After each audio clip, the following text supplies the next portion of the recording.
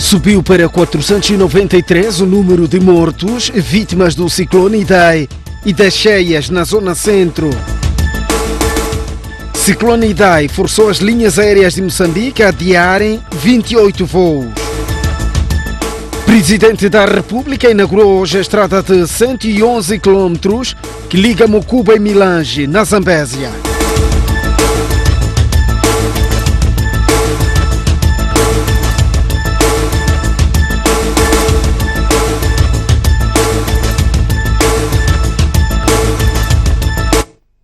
Muito boa noite, este é o jornal. Subiu para 493 o número de mortos em consequência do ciclone Idai. As autoridades apontam ainda que pelo menos 140 mil pessoas já foram salvas.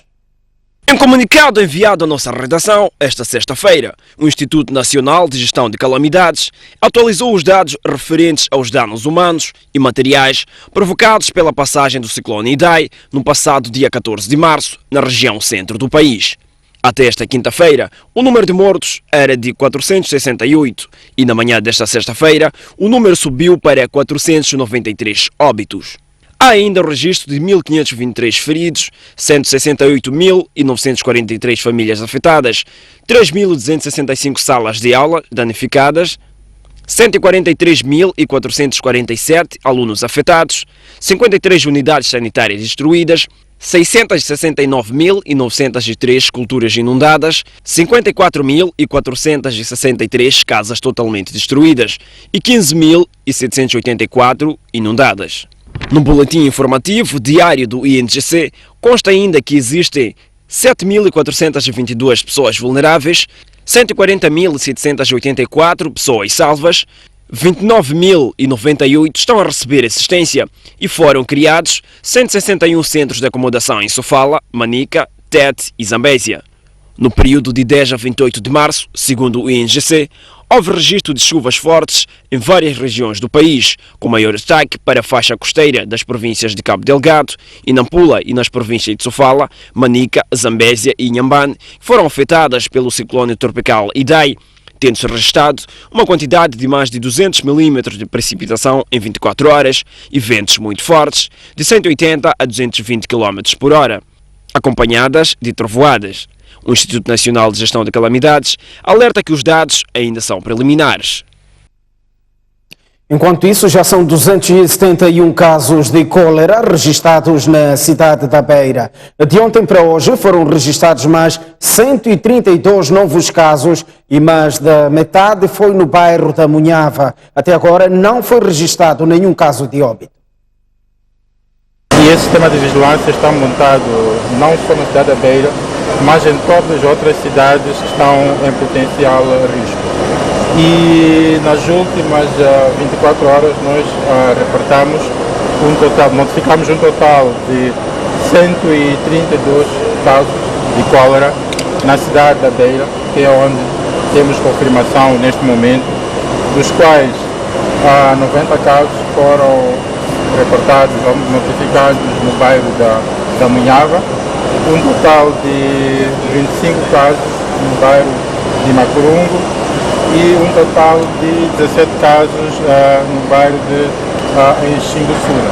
Então esses são os dados atualizados das últimas 24 horas, ou seja, são os dados das 7 horas de ontem às 7 horas de hoje que as nossas equipes de vigilância e de emergência recolheram até o momento. Então neste momento nós estamos em prontidão máxima, do ponto de vista de vigilância, para assegurar que tenhamos uma informação rápida, uma informação fiável. Como vamos dizer que nas últimas 24 horas não tivemos nenhum óbito notificado através desse nosso sistema de vigilância rápida. Então no final do dia de hoje nós iremos partilhar um boletim mais abrangente. Este boletim mais abrangente que iremos divulgar no final do dia de hoje contém não só informação sobre diarreias de um modo geral, mas contém informação da nossa monitoria de outras doenças, como a monitoria da malária, monitoria do sarampo, monitoria da paralisia flácida aguda, monitoria das febres. Sabemos que o risco de emergência de doenças febris agudas, que não são comuns em situações normais é grande. O risco de termos um surto de sarampo também é algo que não podemos descurar. Então, face ao surto de cólera que eclodiu na província de Sofala, em Manica as autoridades de saúde estão em alerta máxima. Outra preocupação do setor está relacionada com o aumento de casos de malária após a passagem do ciclone Idai. O cruzamento de Enxope é, ao nível do país, principal ponto de convergência de pessoas em trânsito. Por isso, ser o local que as autoridades de saúde escolheram para a paragem obrigatória de pessoas que saem da província de Sofala, onde a cólera está a ceifar vidas humanas. Aqui, os automobilistas e passageiros são submetidos à lavagem de mãos. A maior parte das pessoas passam, lavem as mãos e pisem os pés para desinfecção, para não carregar aquilo que é a diarreia que está por aquela província para a nossa província de Manica. A intenção realmente é mesmo esta. Vamos continuar com esta equipa grande que temos aqui até que a situação se controle. O diretor provincial de saúde de Manica, que diz que a medida estende-se aos 27 centros de acomodação das vítimas do ciclone Idai, refere que neste momento o aumento de casos de malária tira só no setor que dirige. Devido a estas chuvas, temos o aumento de casos de malária. Nós normalmente costumamos ter 4.000, 5.000, 6.000 casos por semana. Agora já estamos em 13.000 casos cada semana. Em relação aos casos de diarreia, estamos ainda normal. O normal que nós temos tido é 400 a 500 casos por semana. Ainda estamos a 300 casos. Estamos normais nesta parte de diarreias. Mas nós, a nossa província, está preparada para que, em caso que surja um surto, seja de diarreias agudas ou esse pico de malária, consigamos resolver. Além de criação de centros de bloqueio de cólera, o setor de saúde desdobra-se em campanhas de vacinação, palestras e sensibilização nas comunidades afetadas pelas chuvas, como forma de prevenir o alastramento de doenças de origem hídrica. O Presidente da República anunciou ontem o fim das operações de busca e resgate das vítimas das inundações em Sofala. Filipe News alertou também para medidas de controlo de utilização de todo o tipo de ajuda que o INGC está a receber. 15 dias após o ciclone Idai causar estragos na zona centro do país e a chegada de uma grande onda de cheias, o chefe de Estado anunciou o fim das operações de busca e salvamento das vítimas. As equipas nacionais e internacionais concluíram a fase de levantamento e salvamento de todas as pessoas que estavam em cima dos tetos de casas, árvores ou isoladas em pequenas ilhas que se foram formando. Hoje, podemos anunciar que concluímos uma etapa crítica que consistia na operação de busca e salvamento.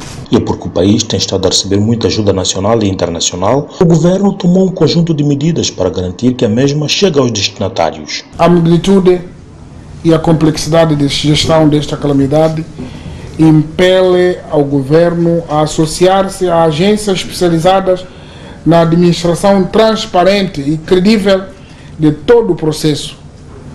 Nestes termos, o governo vai engajar um parceiro internacional que trabalhará com o INGC para assegurar todos os elementos de boa gestão dos fundos e bens doados, bem como publicitar a informação de qualidade sobre os recursos recebidos e a sua aplicação.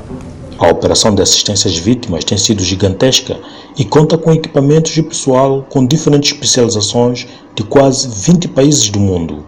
Queremos, neste momento, deixar uma palavra de apreço e agradecimento aos heróis anônimos nacionais e estrangeiros, em particular aos 945 especialistas no terreno que desde a primeira hora, arriscando as suas vidas, não mediram esforços para salvar vidas dos nossos concidadãos. Esses me refiro àqueles que estiveram diretamente envolvidos, porque mais gente esteve. É só para ter uma ideia, mais de 1.020 militares de muitos países estiveram aqui envolvidos com meios aéreos, terrestres, marítimos, etc. Uma vez terminado o salvamento, novos desafios agora se colocam ao governo e seus parceiros. Assistência alimentar, assistência médica, assistência em bens de abrigo, assistência no abastecimento de água, assistência no saneamento do meio. A retoma da vida, tendo em conta os principais pilares definidos, requer um reajustamento de assistência providenciada, que deverá ser orientado para insumos agrícolas, materiais para a reconstrução de residências, entre outros.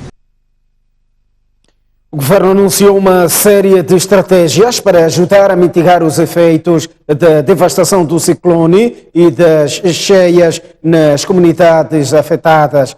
As medidas destinam-se às regiões afetadas e deverão durar até dezembro do presente ano. Na saúde, o governo tomou as seguintes medidas. Vacinação de 800 mil pessoas contra a cólera para evitar surtos explosivos. Suspensão de todas as taxas cobradas no Sistema Nacional de Saúde. Instalação de hospitais de campanha com blocos operatórios na cidade de Beira, distritos de Dondo, Buzi, Nhamatanda e Sussundenga.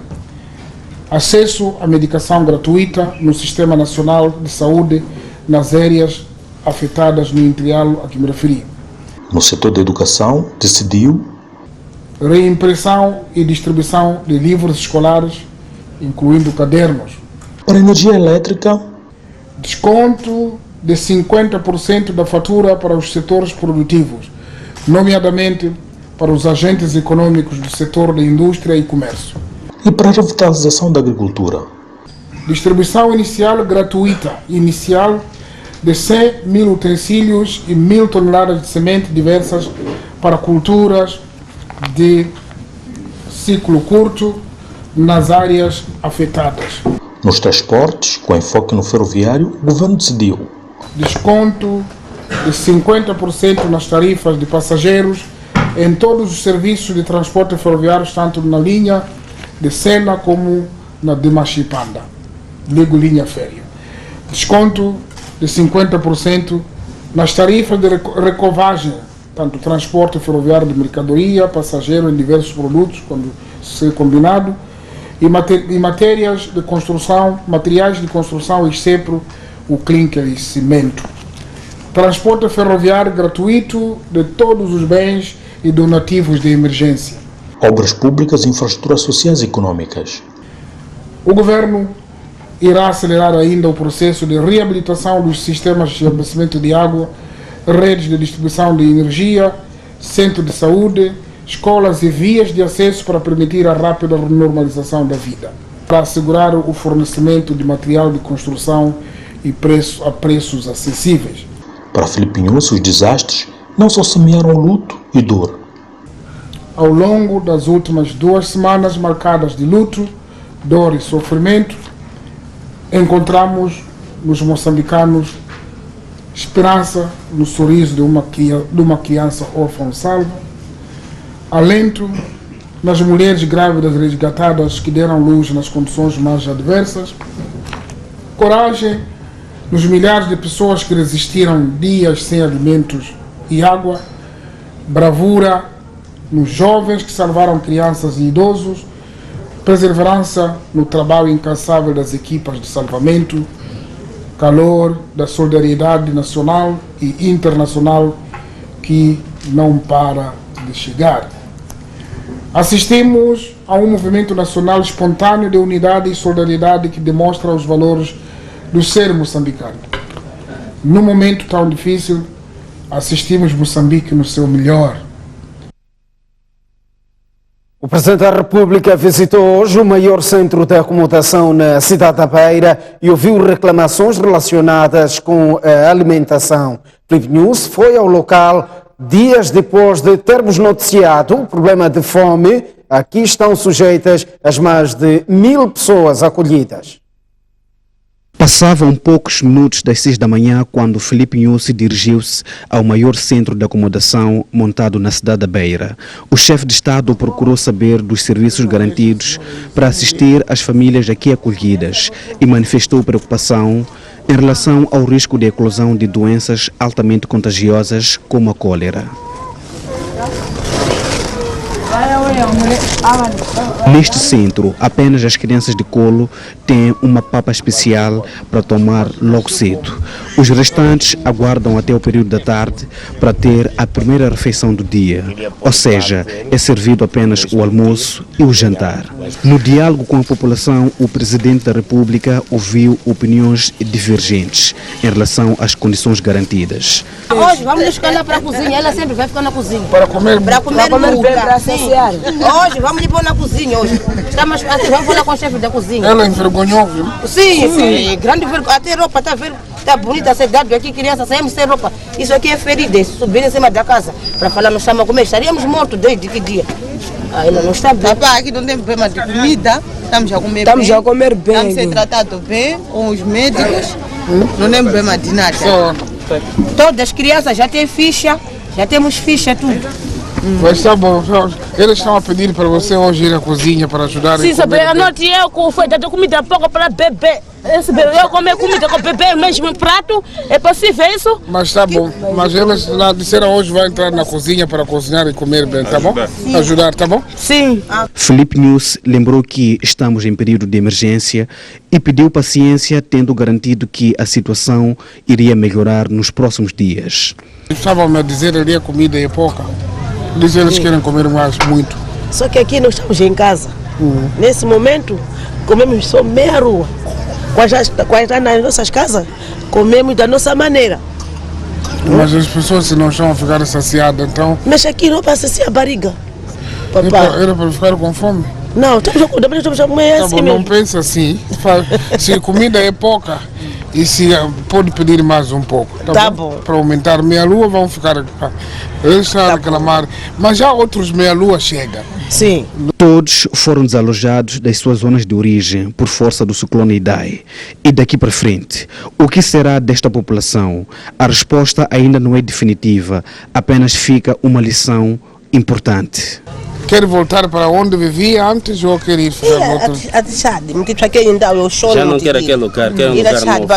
Ali? Nada mesmo. Quer ficar lá, que fica lá, elas não querem. Não pode. Nada, Tá bom, vamos, é boa ideia. Vamos trabalhar. Está bom. Uma equipa japonesa composta por 28 médicos e enfermeiros chegou hoje ao país para prestar apoio humanitário às vítimas do ciclone Idai. O governo do Japão juntou-se à onda de solidariedade internacional e decidiu mandar para Beira um grupo de especialistas em saúde para apoiar na assistência de emergência às vítimas do ciclone e das cheias. O grupo desembarcou na manhã desta sexta-feira na capital do país. Para dar assistência às pessoas afetadas pelo ciclone Idai, o governo do Japão decidiu doar os bens de socorro de emergência para os desalojados. Além desta doação de bens de socorro, o governo do Japão decidiu destacar a equipe de peritos de ajuda humanitária do Japão. Os 27 membros da equipe são os médicos, enfermeiros, farmacêuticos, técnicos de saúde e coordenadores japoneses. Os especialistas japoneses vão permanecer na região centro do país durante 2 semanas. Esta equipe que chegou agora a Maputo se deslocará a Beira para iniciar assistência médica e sanitária às pessoas necessitadas. A contribuição do governo do Japão é oferecida para aliviar as dificuldades das pessoas afetadas pelo ciclone Idai. Ainda esta sexta-feira, o Ministério da Educação e Desenvolvimento Humano doou ao Instituto Nacional de Gestão de Calamidades diversos bens que incluem produtos alimentares, roupas e materiais de higiene. Iniciou o carregamento e transporte para Sofala de diversos bens disponibilizados por várias instituições em gesto de solidariedade para com as vítimas do ciclone Idai. Neste momento existem 5 caminhões na província de Nampula que vão assegurar o transporte de produtos de higiene, alimentares, roupa e tendas. Empresas de diferentes ramos baseadas em Nampula juntaram-se a esta causa solidária para com as vítimas do ciclone Idai, que devastou a região centro do país, deixando famílias em situação difícil. Temos basicamente 500 sacos de arroz, 65 embalagens de açúcar nacional, 100 sacos de farinha de milho, 125 caixas de óleo de cozinha, 100 embalagens de sal de cozinha, 240 mantas, 100 tendas, 15 fardos de roupa. A Direção Provincial dos Recursos Minerais também continuou a dar o seu apelo às empresas ligadas no setor mineiro. O ciclone não afetou os cidadãos da Beira, afetou os moçambicanos. Nos sentimos na obrigação de não se sentirem diferentes, de ficarem diferentes e contribuir com... O Instituto Nacional de Gestão de Calamidades assegura que estão disponíveis cerca de 120 toneladas de produtos diversos que passam a ser canalizados à população da cidade da Beira por meio de 5 caminhões. Já estão a carregar, já tem um que partiu com água, tem outro que está prestes a sair, que leva feijão, bolachas e um pouco de farinha. Tem outro caminhão que está a carregar arroz, depois vai carregar outro também. Tem outro que está a carregar água também e mais outro que vai carregar farinha. Espera-se que mais apoios cheguem nos próximos dias ao INGC. A empresa Linhas Aéreas de Moçambique suspendeu 28 voos devido ao ciclone Idai. Por cada voo, a empresa registrou perdas que variam entre $1.000 e $4.000. Cerca de 1.500 pessoas ficaram em terra durante 4 dias devido ao risco de voar com o mau tempo resultante do ciclone Idai que fustigou o centro do país. Segundo o diretor-geral da LAM, a situação causou prejuízos à empresa, já que houve cancelamento de 28 voos. Nós ainda estamos a quantificar, a tentar perceber, porque obviamente existe essa parte dos voos, não é? Que é um prejuízo. Pode ser 2, 3, 4 mil dólares por voo, depende do tamanho do avião e do voo que estava destinado a fazer. E depois temos, obviamente, os danos materiais, não é? A nossa terminal de vendas na Beira toda destruída. Mas esses não foram os únicos danos. A cobertura do armazém com 1.000 metros quadrados da LAM na Beira também está destruída. Devido à força do ciclone, a empresa só retomou as atividades 4 dias depois, a 17 de março, mas com alguns constrangimentos. Nós tínhamos que sair tanto para o canal de Moçambique ou tanto para os países do Interland que isto significava chegar a Tete ou a Climane ou a Nampula com pouco combustível e provavelmente com os alternantes comprometidos por mau tempo. Com a retoma das atividades, a empresa começou a transportar um volume de carga e um número de passageiros acima do habitual para a região centro. Assim que repusemos o voo, a pressão foi tão grande e transportamos em cerca de 10 dias 9.000 passageiros para Aveiro, o que não é normal. Em termos de carga, nós carregamos cerca de 120 toneladas de carga num período de uma semana. Já o diretor das operações das linhas aéreas de Moçambique, o comandante Hilário Tembe, garantiu que a empresa já está a operar normalmente na região centro do país. Saímos a esta altura para uma curta pausa. Voltamos dentro de instantes com mais informação. Até já.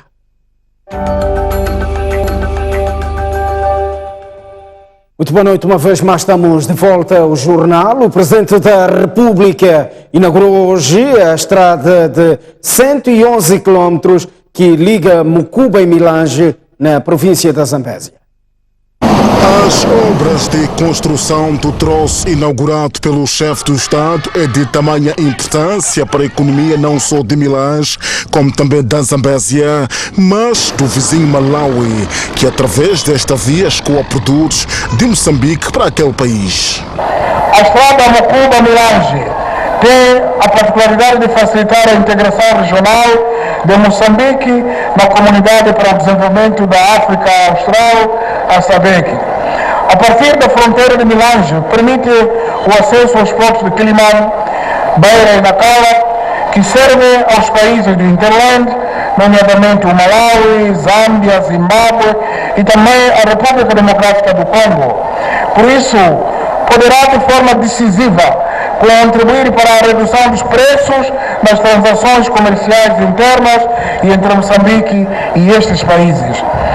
os empresários nacionais e estrangeiros têm mais uma oportunidade de colocar as suas mercadorias nos locais onde são mais necessárias em tempo útil, para além de permitir que o país mantenha contatos comerciais e culturais mais fluidos com os países do Interland. Na ocasião, Filipe Nunes apresentou a diretora de Desenvolvimento e Cooperação da União Europeia para a África Subsaariana, Francesca Del Moro. Nós trabalhamos nesta estrada já há 10 anos e finalmente agora está pronta para a população, para ser usada. Eu usei diretamente agora esta estrada dentro de Malawi.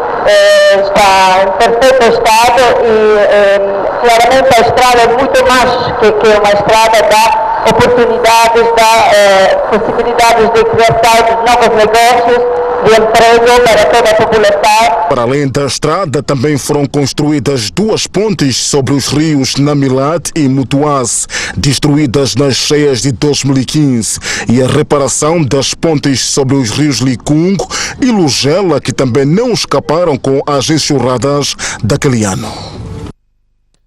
Está a completa eletrificação rural de todas as sedes dos distritos no país. O Presidente da República, Filipe Nunes, inaugurou esta sexta-feira o sistema de eletrificação da Vila Sede do distrito de Mulevala, na província da Zambésia, um ato que coloca ponto final a esta etapa.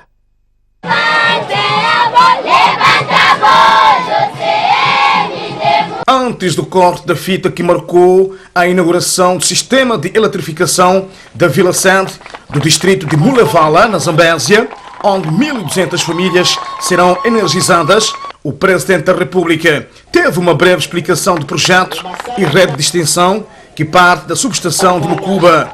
Dirigindo os seus presentes, Filipe Nunes fez saber que o ato põe ponto final à etapa de eletrificação das sedes distritais com a rede nacional. Com a inauguração desta infraestrutura, dizemos com orgulho: missão cumprida, população de Mulevala, missão cumprida, povo moçambicano.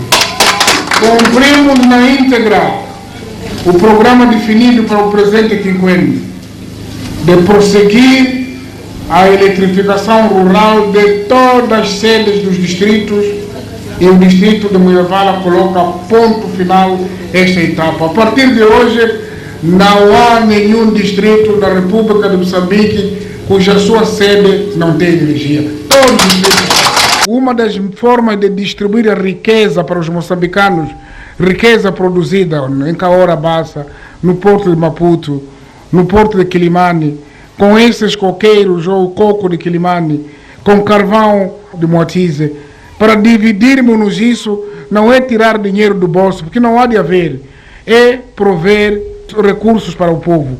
E um dos grandes recursos que existe é a energia. Se a população toda de Moçambique tiver energia, estamos a dividir os rendimentos do nosso país. A população está consciente dos benefícios que se podem obter com a rede elétrica. Bebemos água gelada e dormimos iluminados. Esperamos mais boas coisas. Os alunos vão estar a estudar de noite. Estão lançadas as bases para a eletrificação de residências e instituições públicas e privadas. Espera-se que estas infraestruturas tragam uma outra dinâmica ao distrito de Mulevala, aqui na província da Zambésia. Ivo Oliveira, Jamar Ramadani, STV. 8 reclusos morreram na extinta cadeia central de Machava no ano passado devido à tuberculose. A informação foi avançada hoje em Maputo durante a entrega de um equipamento que permite o rastreio preciso e precoce da doença naquele estabelecimento penitenciário. A superlotação nos estabelecimentos penitenciários pode ser indicado como um dos fatores que contribuem para a propagação da tuberculose nos centros prisionais. Atualmente, as cadeias nacionais estão a albergar pouco mais de 18 mil reclusos contra os 8.498 da sua capacidade. No estabelecimento penitenciário da província de Maputo, por exemplo, foram contabilizados, no ano passado, 8 mortos por tuberculose. É verdade que Os números são sempre difíceis, mas estão a falar de cerca de 70 indivíduos nessas circunstâncias. Estão num pavilhão específico, estão numa enfermaria a receber tratamento para se fazer face à doença, né? Não se pode misturar com outros reclusos que não tenham essa situação de doença. Além de ficarem isolados da maioria, os reclusos com tuberculose têm uma dieta alimentar reforçada. Além da alimentação que os outros recebem, eles têm uma panela extra que é para eles. É mesmo para reforçar no rastreio e controlo da doença que o Ministério da Saúde, através do Programa Nacional de Controlo da Tuberculose, ofereceu este equipamento ao estabelecimento prisional. E sendo as pessoas privadas de liberdade um grupo de alto risco para a tuberculose, nós como Ministério da Saúde achamos que seria benéfico ter um aparelho desta natureza aqui para apoiar no diagnóstico e permitir o tratamento de todos aqueles que tiverem tuberculose, portanto, confirmada. E a direção do estabelecimento penitenciário da província de Maputo agradece. De termos a máquina, nós fazíamos a colheita das amostras e enviávamos as amostras para o Hospital Geral da Machava. Bom, claramente que muda tudo, porque nós teremos primeiro um diagnóstico rápido, não é? E todas as amostras serão processadas aqui. E temos a vantagem de termos dois estabelecimentos contíguos, não é? Então, vai apoiar a unidade sanitária daqui do estabelecimento penitenciário do Provincial de Maputo e também o estabelecimento especial da máxima segurança. O diretor do Programa Nacional do Controlo da Tuberculose fez saber que a distribuição deste equipamento poderá se estender para outros estabelecimentos penitenciários do país. A Procuradoria em Nampula exige aos órgãos locais e subordinados ao Ministério Público uma maior e eficiente coordenação para que a sua atuação seja mais correta. A reunião que decorre no Conselho Autárquico da Ilha de Moçambique conta com a presença da Procuradora-Geral Adjunta. Com este encontro, espera-se que haja melhorias na coordenação dos órgãos subordinados ao Ministério Público. Espera-se de cada um de nós uma participação ativa, de modo a darmos o nosso contributo nos diversos temas que constam da nossa agenda. A criminalidade económica e financeira exige de nós maior estudo da legislação e articulação com outras instituições públicas e privadas, de modo a respondermos de forma mais assertiva às nossas atribuições e competências, com vista à prevenção, bem como a responsabilização dos autores desta tipologia de crime. A experiência do que foi o ano transado, os desafios e dificuldades vivenciados vão servir de base para orientar a atividade do ano em curso, de modo a que este ano seja melhor do que o anterior, quer na atividade processual, bem como no relacionamento interinstitucional. O Ministério Público pretende igualmente preparar-se para melhor intervir em casos de ilícitos eleitorais. Estamos num ano eleitoral, é preciso que nós nos preparemos, estejamos a estudar e preparados para conhecer a legislação, que estes crimes já vêm integrados no Código Penal, portanto, é uma maneira de fazermos refreshment.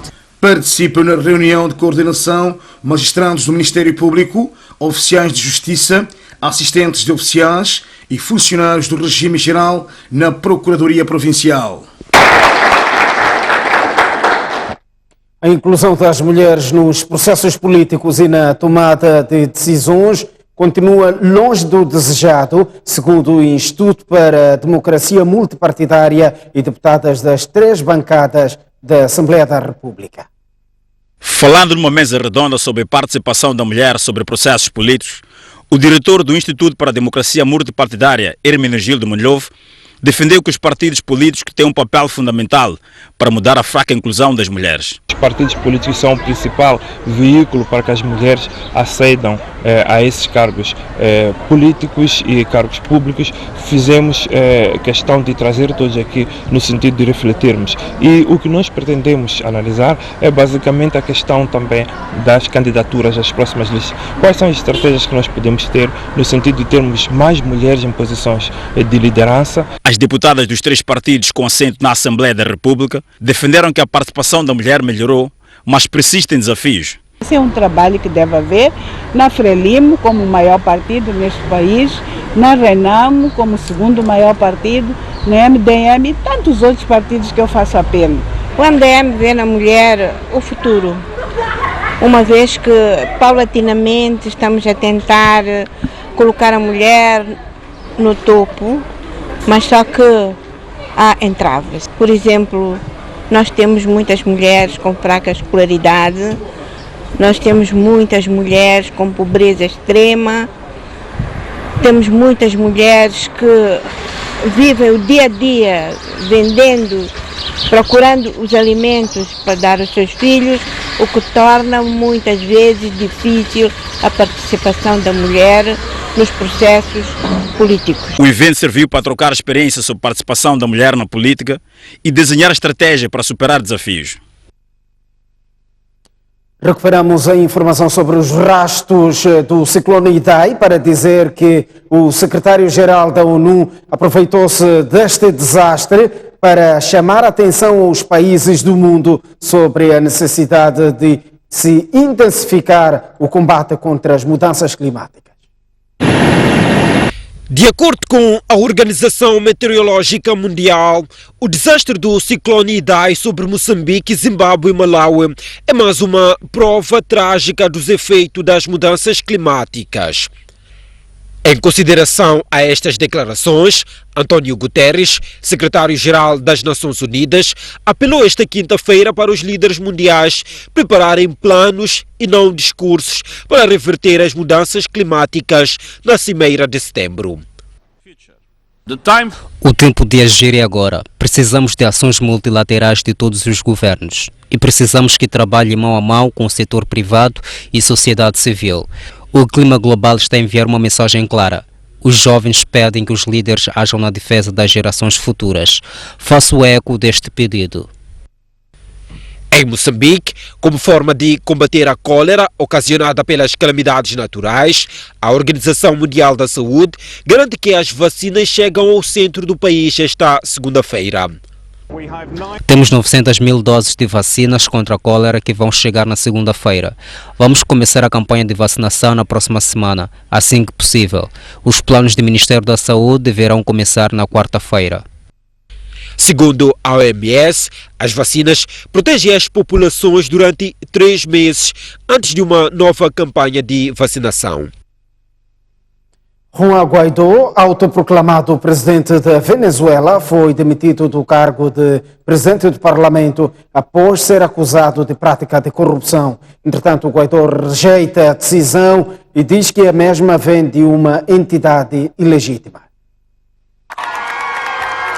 Segundo Elvis Amorós, controlador-geral da República, Juan Guaidó, o autoproclamado presidente da Venezuela, terá feito mais de 91 viagens para fora do país, tendo gasto mais de 310 milhões de bolívares sem justificar a origem desses fundos. Face a essas constatações, o controlador-geral da República decidiu demitir Juan Guaidó do cargo do presidente do parlamento. A se efetivar a decisão, o autoproclamado presidente da Venezuela não deverá ocupar nenhum cargo público por 15 anos. Em reação, Guaidó rejeitou as acusações de Elvis Amorós, tendo dito que as suas decisões são ilegítimas, pois foi nomeado pela Assembleia Constituinte de Nicolás Maduro e não pelo Parlamento com poder legítimo de eleger um controlador. Em defesa de Guaidó, a União Europeia também considerou a decisão das autoridades venezuelanas ilegítima. O próximo bloco será reservado à análise de vários temas sob o olhar de Tomás Vieira Mário. Estamos à porta de mais um intervalo, mas antes o estado de tempo para as principais cidades moçambicanas. Maputo irá registrar uma máxima de 33 graus e uma mínima de 22, 30 graus de máxima para Xai-Xai e 22 de mínima, 32 graus de máxima em Inhambane e 23 de mínima. No centro do país teremos uma máxima em Tete de 34 graus e uma mínima de 22, 27 graus de máxima no Chimoio e 18 de mínima. Beira, 30 graus de máxima e 22 de mínima, 31 graus de máxima para Climane e 23 de mínima. Sábado fresco para Lixinga, 27 de máxima e 14 de mínima, 27 também de máxima em Pemba e 24 de mínima. Nampula terá uma máxima de 30 graus e uma mínima de 21. Até já.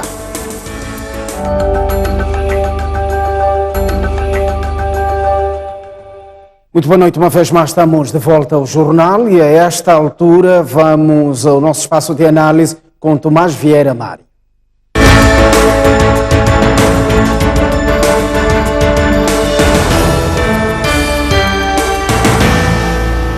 bem, vamos olhar para alguns temas que dominaram a semana. Tomás, muito boa noite. O debate sobre o Fundo Soberano foi um dos temas que dominou esta semana.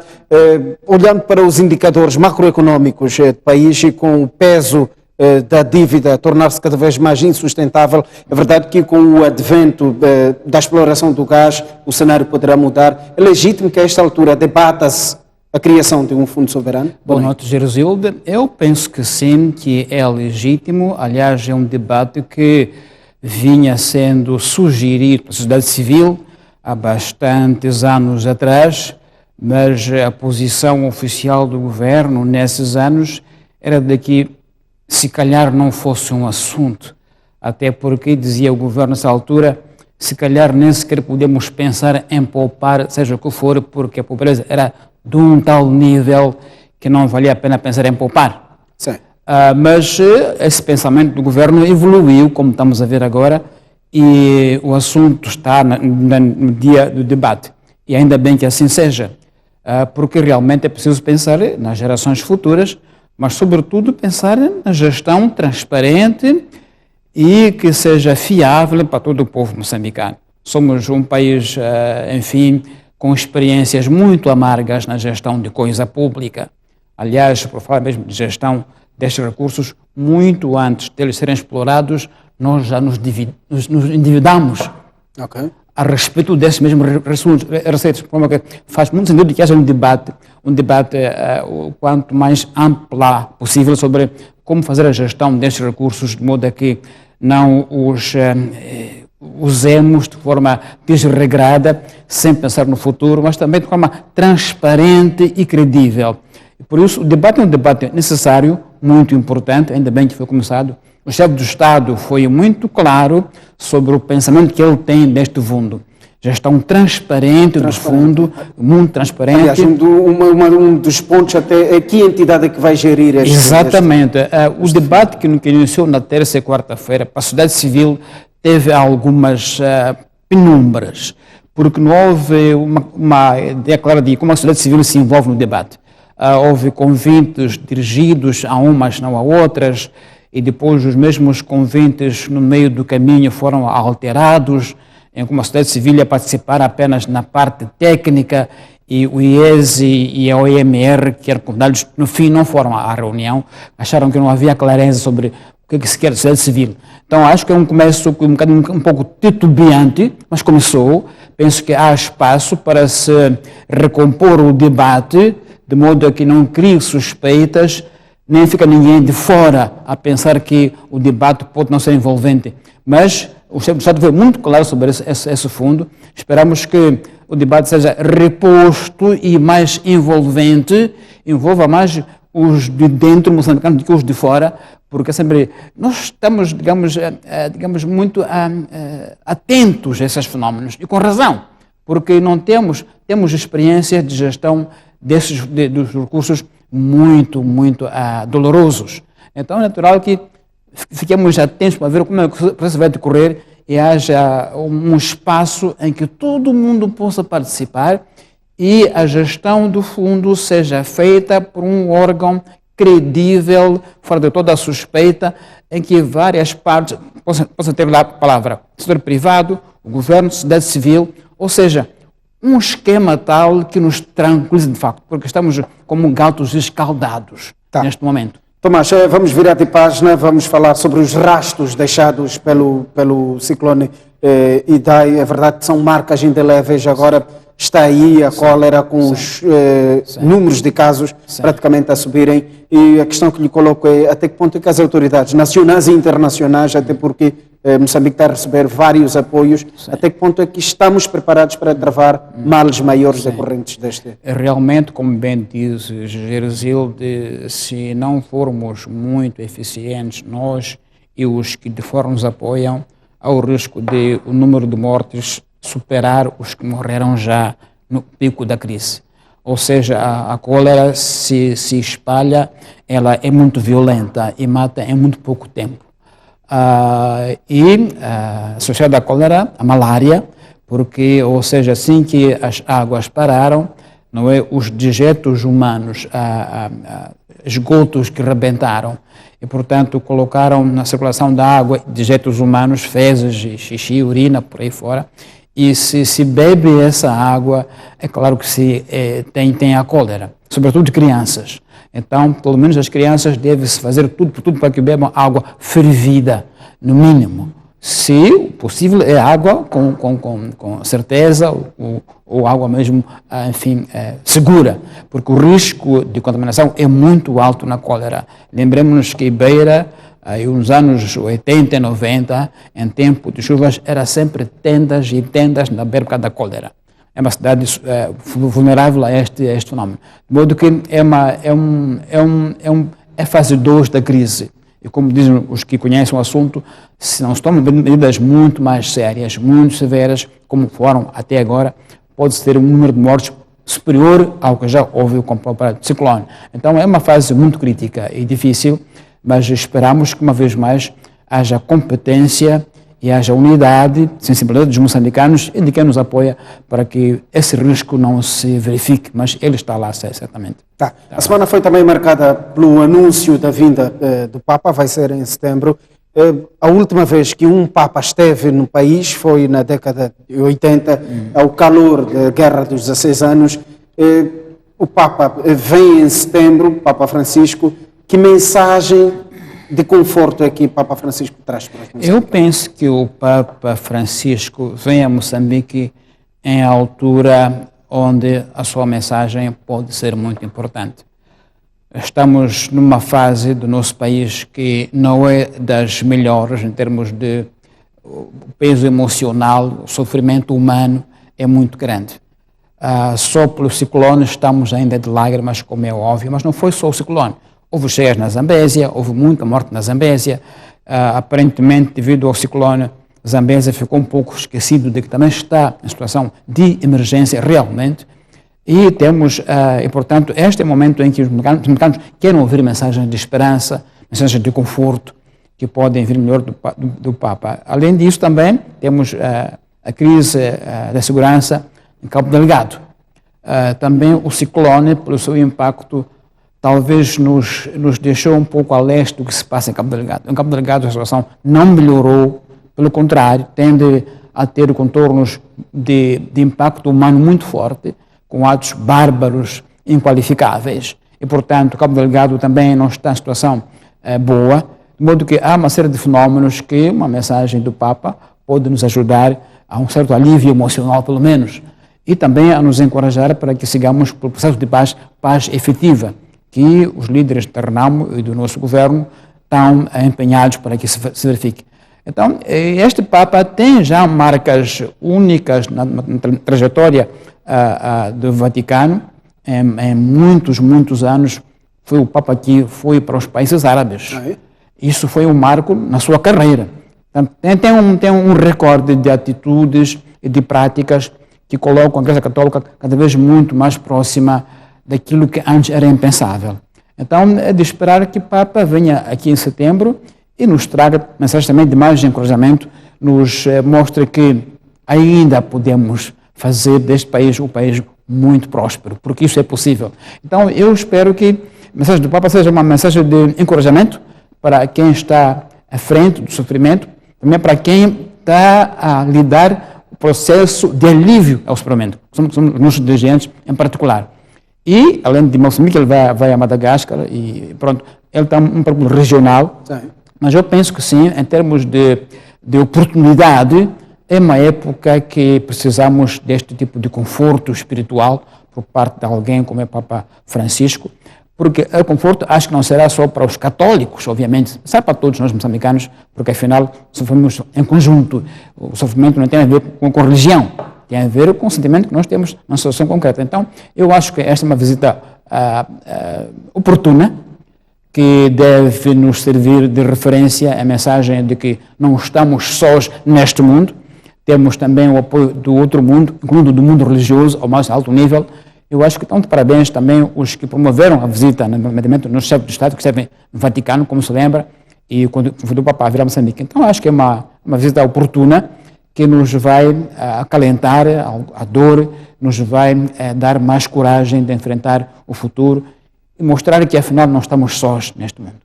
Uma última questão sobre este ponto da vinda do Papa. O Papa vem num período em que o país estará a arrancar com o processo da campanha eleitoral, sem querer olhar para o condão político desta vinda do Papa, mas até que ponto é que a vinda do Papa pode trazer perspectivas sobre visão daquilo que é o processo eleitoral?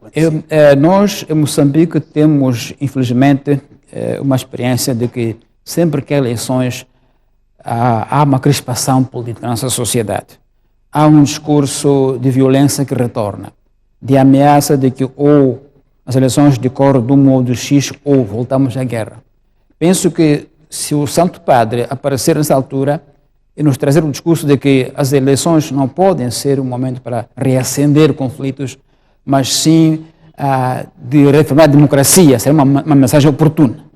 Uma mensagem de, nas vésperas das eleições, nos dizer que, olha, em todo mundo há eleições, mas as pessoas não morrem por causa disso. As pessoas não têm que se matar por causa disso. As pessoas devem saber que é uma transição para que se refresque a governação e não para que haja inimigos que já parecia que eram apenas adversários. Então eu vejo esta coincidência na ideia de que pode reforçar o esforço de todos nós, de mobilizar para que as eleições sejam um momento de paz, um momento de convívio, como dizem os políticos, um momento de festa.